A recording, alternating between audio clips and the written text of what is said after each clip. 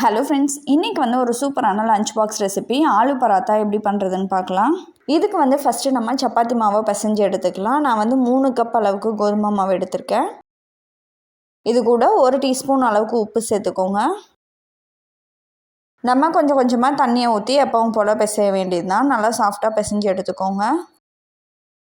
இப்போ பாருங்கள், மாவு நல்லா பிசைஞ்சாச்சு. இதுக்கு மேலே 1 டீஸ்பூன் அளவுக்கு எண்ணெயை ஃபுல்லாக தடவிட்டு இதை ஒரு 20 நிமிஷம் மூடி வச்சுருங்க.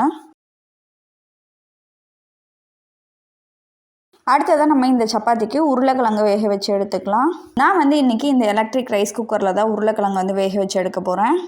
இப்போ இந்த ரைஸ் குக்கரில் 200 ml அளவுக்கு தண்ணியை ஊற்றிட்டு மேலே நம்ம உருளைக்கிழங்கு வச்சிடலாம்.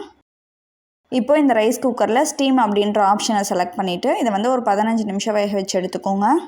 இந்த ரைஸ் குக்கர் பார்த்திங்க அப்படின்னா அகரோ பிராண்ட்லேருந்து தான். இதோட கெப்பாசிட்டி 5 லிட்டர். இதோட லிங்க் டிஸ்கிரிப்ஷனில் கொடுத்துருக்கேன், வேணும்னா செக் பண்ணிக்கோங்க. உருளைக்கிழங்கு நல்லா வெந்த பிறகு அதை தோல் நீக்கி எடுத்துக்கோங்க. இப்போ இதை நல்லா மசிச்சு விட்டுறலாம்.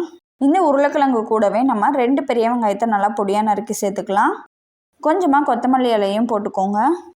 1 டீஸ்பூன் உப்பு, 1 டீஸ்பூன் மிளகாய்த்தூள், அரை டீஸ்பூன் கொத்தமல்லி தூள், 1/4 teaspoon chat masala, 1/4 teaspoon garam masala, 1/4 teaspoon மஞ்சள் தூள், இது எல்லாத்தையும் சேர்த்து நல்லா மிக்ஸ் பண்ணிக்கோங்க. இப்போ பார்த்தீங்கன்னா நம்மளோட உருளைக்கிழங்கு மசாலா ரெடி ஆயிடுச்சு. இதை சின்ன சின்ன உருண்டைகளாக பண்ணி எடுத்துக்கோங்க.